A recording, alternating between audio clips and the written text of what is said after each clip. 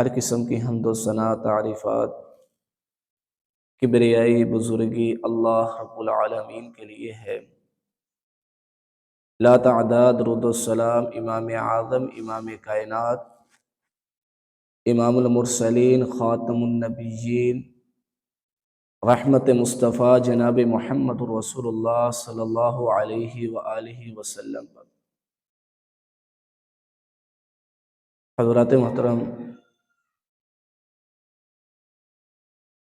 دنیا میں بہت سے ادیان اور مذاہب موجود ہیں، لیکن ان تمام دینوں میں جو سب سے بہترین دین ہے وہ دین اسلام ہے۔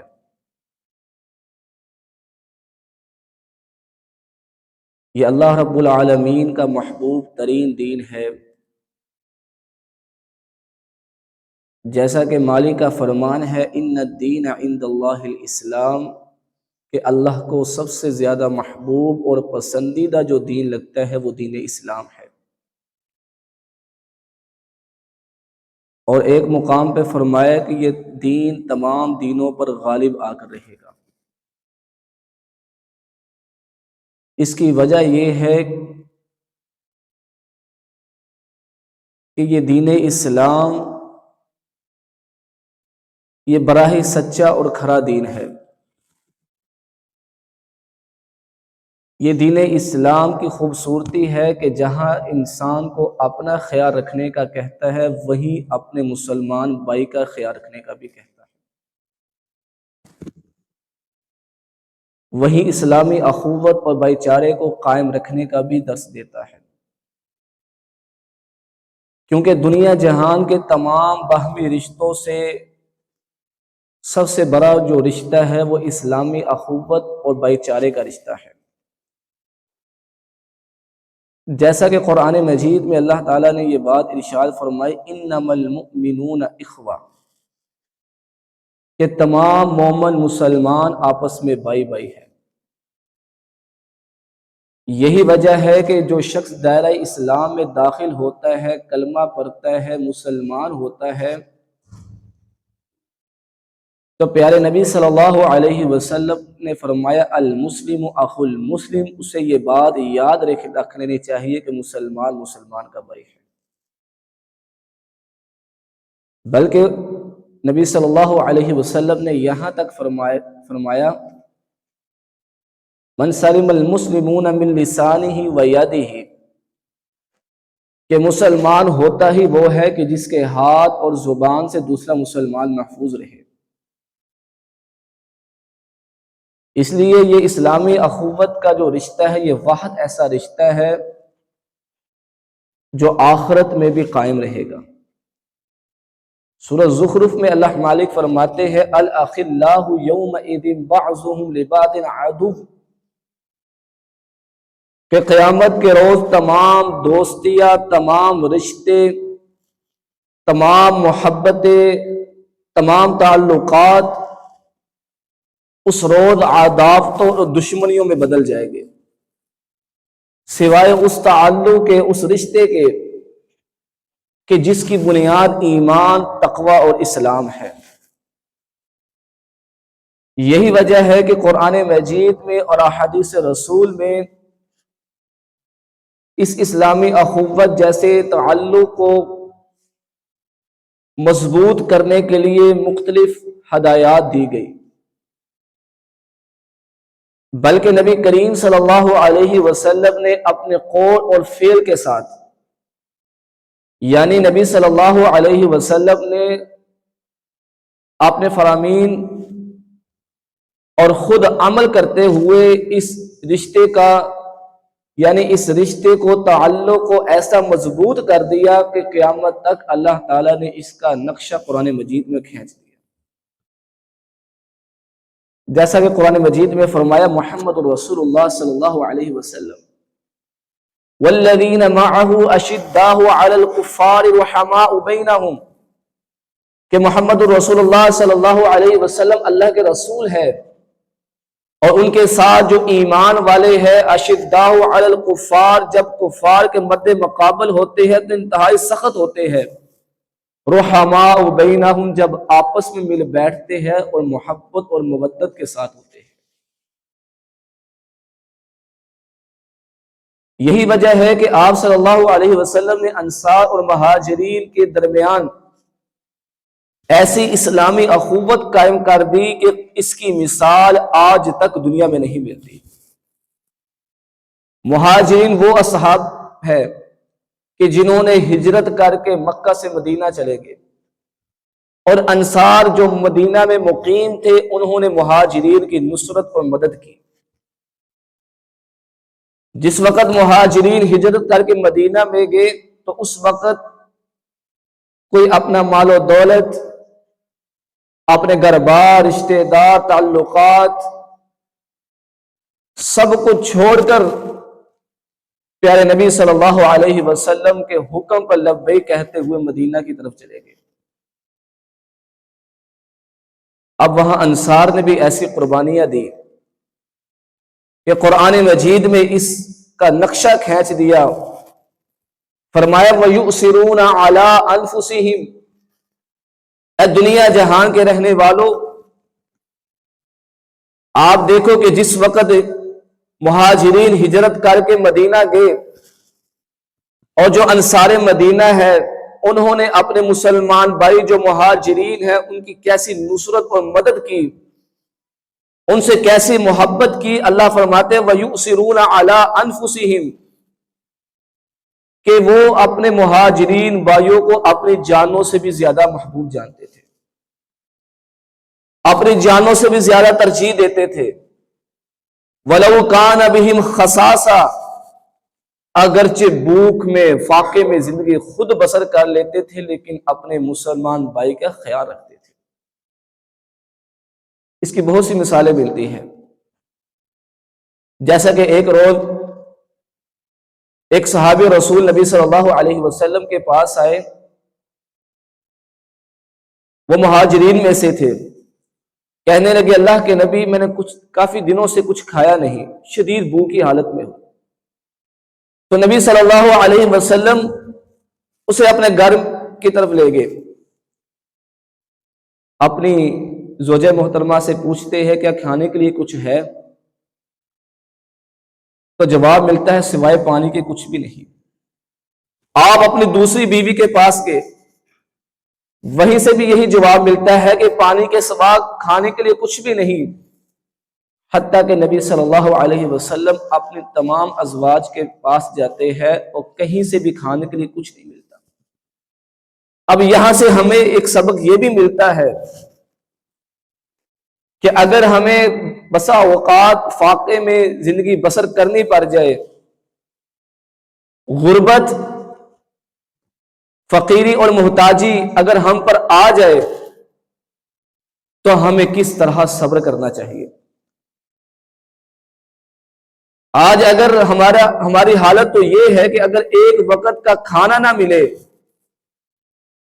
تو ہم اللہ رب العالمین کے گلے اور شکوے شروع کر دیتے ہیں۔ اب یہاں دیکھیں نبی صلی اللہ علیہ وسلم کے گھر کی کیفیت،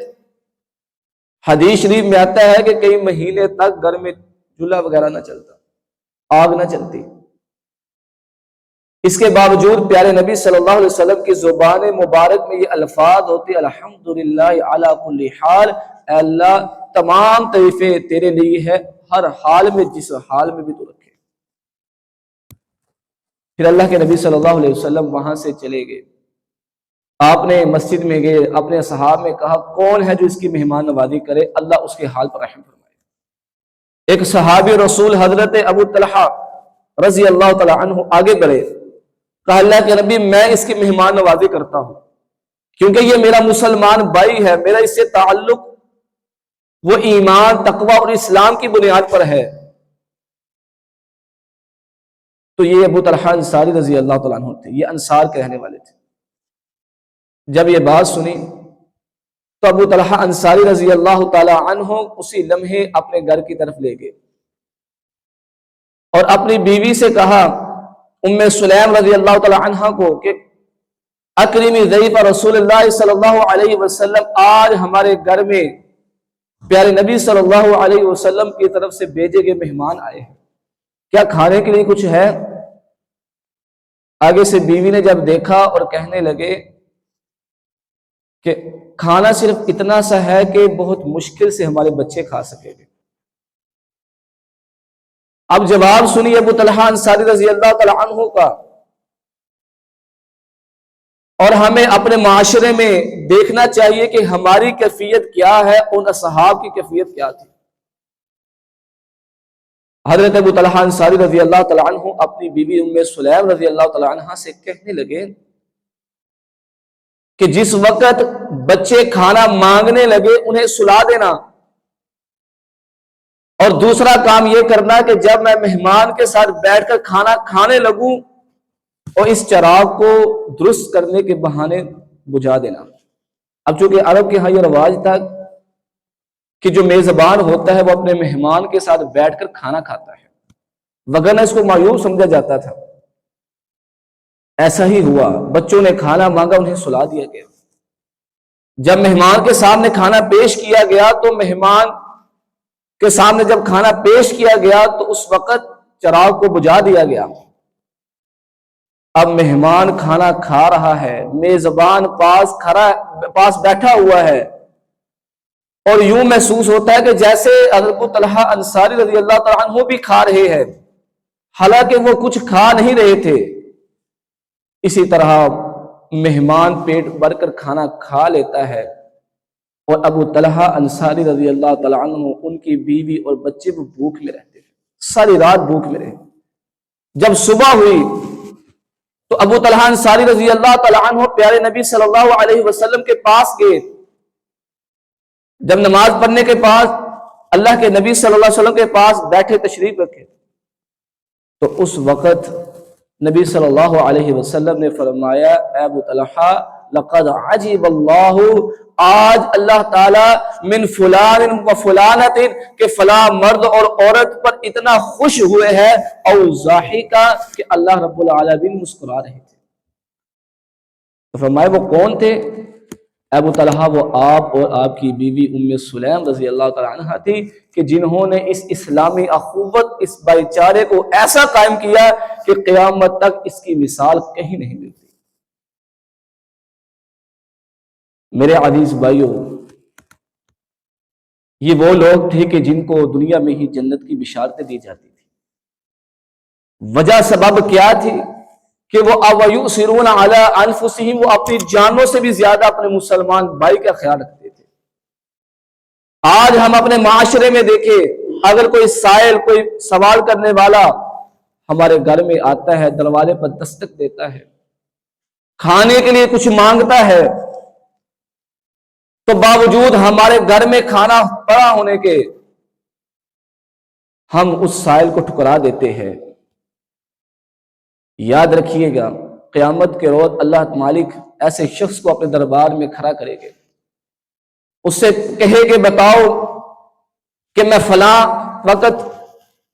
اس وقت اللہ رب العالمین کہے گے کہ میں بھوکا تھا، مجھے کھانا نہیں دیا، میں پیاسا تھا، مجھے پانی نہیں دیا۔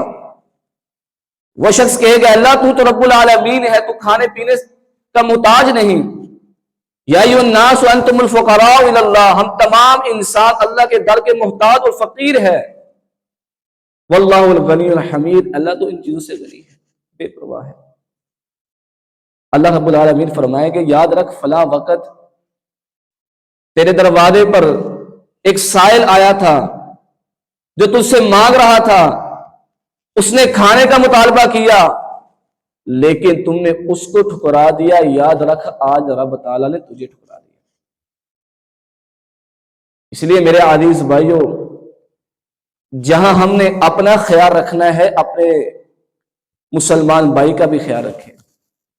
بالخصوص رشتہ داروں کا خیال رکھے۔ ہم میں سے ہر شخص اپنے رشتہ داروں کو جانتا ہے کہ ان میں سے کون کمزور ہے، مالی اعتبار سے، معاشی معاملات میں۔ ہمارے رشتہ داروں میں کچھ ایسے بھی ہوتے ہیں کہ جن کے بچے بھوک کی وجہ سے ساری رات بلکتے رہتے ہیں اور سو جاتے ہیں، جبکہ ہماری کیفیت یہ ہوتی ہے کہ ہمیں اللہ نے وافر مال بھی دیا ہوتا ہے، بہت سی نعمتیں دی ہوتی ہیں، اس کے باوجود ہم اپنے رشتہ داروں کا خیال نہیں رکھتے۔ اس لیے ضرورت اس امر کی ہے کہ اپنے رشتہ داروں میں جو محتاج ہے، جو فقیر ہے، جو ضرورت مند ہے، اس کا اہتمام کرے، اس کا خیال رکھے۔ یہ اسلام قبول کرنے کے بعد، کلمہ پڑھنے کے بعد ہمارے لیے اس تعلق کو، اس اسلامی اخوت، اس بھائی چارے کو قائم رکھنا بھی بہت ضروری اور لازمی ہے۔ آپ دیکھیں نبی صلی اللہ علیہ وسلم نے فرمایا جو شخص اپنے رشتہ داروں میں صدقہ کرتا ہے اس کو اللہ دوہرا اجر دیتا ہے، ایک صدقہ خیرات کا اور دوسرا صلہ رحمی کا، رشتہ داری کو جوڑنے کا۔ اسی طرح اپنے قریبی جو ہمسائے ہیں ان کا خیال رکھے، کہیں ایسا نہ ہو کہ ہم اور ہمارے بچے خوب سیر ہو کر کھا کر سوتے ہیں اور ہمارے ہمسائے، ان کے بچے بھوک کی وجہ سے بلکتے رہتے ہیں اور ہمیں احساس تک نہیں ہوتا۔ آپ دیکھیں نبی صلی اللہ علیہ وسلم نے تو یہاں تک فرما دیا کہ جب تم شوربے والے کوئی سالن بناؤ تو اس میں شوربہ زیادہ ڈال دیا تاکہ اپنے ہمسایوں تک پہنچا سکو۔ نبی صلی اللہ علیہ وسلم نے تو یہاں تک اتنی ہدایات دی کہ صحابہ کہتے ہیں کہ ہمیں ایسا محسوس ہونے لگا کہ کہیں اللہ کے نبی صلی اللہ علیہ وسلم آپ ہمسایوں کو وراثت میں ہی صنم کر دیں۔ اس لیے میرے عزیز بھائیوں، ہمیں بھی چاہیے کہ ہم اپنی اس اسلامی اخوت، اس بھائی چارے کو قائم رکھیں۔ اس کو قائم رکھنے کے نبی صلی اللہ علیہ وسلم نے بہت سے طریقے بتائے۔ ایک حدیث میں اللہ کے نبی صلی اللہ علیہ وسلم نے اس اسلامی اخوت، اس بھائی چارے کو، اس تعلق کو جو اسلام، ایمان اور تقوی کی بنیاد پر بنا ہے، ایک حدیث میں اللہ کے نبی صلی اللہ علیہ وسلم نے بہت سی ہدایات دی، اور آج اس حدیث کا صرف ایک حصہ آپ کے سامنے رکھتا ہوں۔ اگر مسلم معاشرہ اس اکیلی ایک حدیث پر عمل کر لے تو پورا معاشرہ محبت اور مودت کی خوشبو سے مہک اٹھے اور دشمنیاں، عداوتیں، یہ سب کچھ ختم ہو جائے۔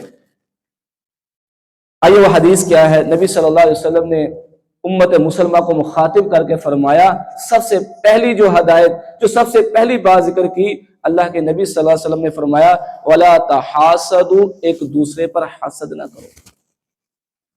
ایک دوسرے پر حسد نہ کرو۔ کیوں؟ حسد ایک ایسی بیماری ہے، حسد